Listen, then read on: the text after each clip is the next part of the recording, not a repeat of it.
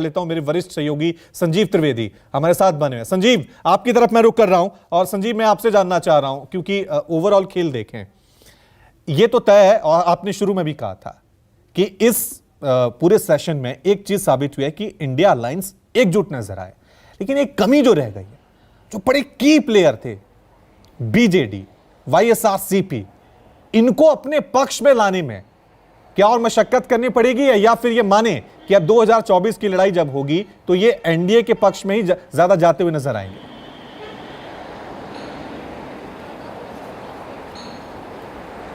देखिए, एक कहावत है कि मॉर्निंग शोज द डे, यानी कि सुबह में ही आपको शाम का पता लगने लगता है।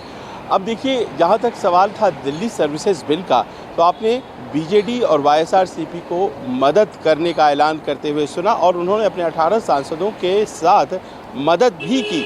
और अगर यही वोट जो सत्ता पक्ष को गए, अगर विपक्ष की तरफ आते तो सरकार के लिए मुश्किल हो जाती। अब उसी के बाद आया बिल जिसमें कि चुनाव आयुक्त को चुनने के लिए जो कॉलेजियम है, उस कॉलेजियम में से चीफ जस्टिस ऑफ इंडिया को ड्रॉप किया जाना है, कैबिनेट मिनिस्टर को शामिल किया जाना है। इस बिल पर भी वाईएसआरसीपी ने अपना समर्थन सरकार को दे दिया है और बीजेडी को अभी घोषणा करना बाकी है, उसे तय करना बाकी है। यानी कि आप ये राजनीतिक आचरण को पकड़िए और समझिए कि आने वाले दिनों में अगर लोकसभा चुनाव होते हैं तो उसमें भले ही भारतीय जनता पार्टी के खिलाफ अपने अपने राज्यों में लड़े, लेकिन केंद्र में भारतीय जनता पार्टी के साथ है। और इसलिए इंडिया अलायंस को कम से कम बीजेडी और वाईएसआरसीपी और बीच में खड़े और भी दल हैं, जैसे बीएसपी है, भी इसके बारे में बहुत स्पष्ट नहीं है, लेकिन उसने भी तो विपक्ष का साथ नहीं ही दिया। तो ऐसे दलों का भी एक तरह से हम सब कह सकते हैं कि राजनीतिक आचरण इस मानसून सत्र में साफ हो गया है। इंडिया अलायंस कहाँ खड़ा है ये स्पष्ट हो गया है और सरकार को अपने अलावा किन किन दलों का और समर्थन मिल सकता है ये भी स्पष्ट हो गया है। ठीक है, कुमार की तरफ मैं जल्दी से रुक कर लेता हूँ। कुमार, क्योंकि ये देखा है हमने मॉनसून सेशन में, चाहे अमित शाह हो चाहे प्रधानमंत्री मोदी हो, एक कॉन्फिडेंस कहें, ऐसा ओवर कॉन्फिडेंस कहें कि भाई आप पिछली बार विश्वास प्रस्ताव लाए थे तब भी हम जीते हैं, इस बार लाए हैं तब भी हम जीते हैं। तो इस कॉन्फिडेंस ओवर कॉन्फिडेंस के पीछे वजह क्या लग रही है?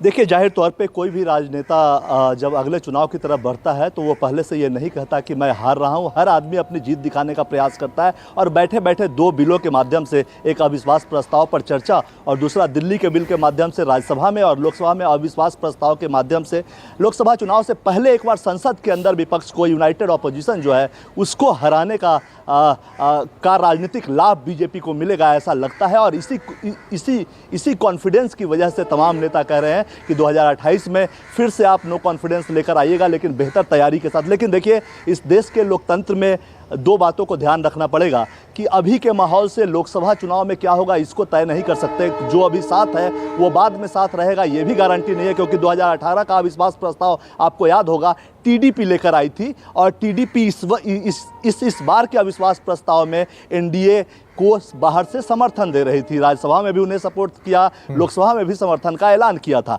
तो राजनीति में कब क्या होता है कोई नहीं जानता। वैसे इस देश की लोकतांत्रिक व्यवस्था में छप्पर फाड़ बहुमत लाने वाले राजीव गांधी को भी हारते हुए देखा है और इंडिया साइनिंग के रथ पे सवार और नहीं हारने की जिद ठाने अटल बिहारी वाजपेयी को भी हारते हुए देखा है। इसलिए आगे क्या होगा, आज के मूड से भविष्य का फैसला नहीं हो सकता, क्योंकि राजनीति पल पल बदलने वाली चीज है। ठीक है, राजनीति पल पल बदलती है विप्लव साहब, लेकिन आप तो बड़े कॉन्फिडेंस के साथ दावा कर रहे हैं थर्ड टर्म में भी हम ही आएंगे, और एक ऐसे वक्त में दावा कर रहे हैं जब महंगाई का मुद्दा सबसे चरम पर है, बेरोजगारी का मुद्दा चरम पर है, और उस पर आपने पूरे सेशन में कुछ नहीं बोला है।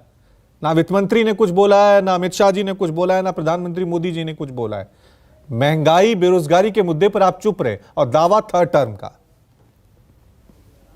देश की मीडिया, दुनिया की मीडिया और तमाम ऐसे जो इसके हिसाब किताब रखने वाले लोग हैं, अर्थव्यवस्था से जुड़े हुए लोग हैं, उन सब के आंकड़े चीख चीख कर, चिल्ला चिल्ला कर कह रहे हैं, और जनता अपने जीवन में उपयोग में आने वाली वस्तुओं से लेकर के और रोजगार के आंकड़े खुद भी महसूस करती है इन सारी चीजों को। मैं कंक्लूड करते हुए बस इतना कहना चाहता हूं कि हमने अपने किए गए कार्यों को प्रधानमंत्री जी और गृह मंत्री जी के माध्यम से सदन में भी रखा और जनता के सामने भी उन्हीं मुद्दों को लेकर के जाएंगे। कांग्रेस पार्टी क्या मुद्दे लेकर जाएगी वो तय करे और जनता ही दूध का दूध पानी का पानी कर देगी। देखिए, जनता ने दशकों तक मणिपुर हो, पूरा पूर्वोत्तर हो, असम हो, मिजोरम हो या जम्मू कश्मीर हो, पंजाब हो, इन सब राज्यों में हिंसा और प्रतिहिंसा की क्या स्थिति रही है उसको देखा है कांग्रेस के शासन में। और आज 10 वर्षों में जम्मू कश्मीर कैसे शांति के मार्ग पर, विकास के मार्ग पर आगे बढ़ा, पूरा नॉर्थ ईस्ट कैसे शांति समझौतों के साथ विकास की ओर अग्रसर हो रहा है, उसमें अगर मणिपुर की दुर्भाग्यपूर्ण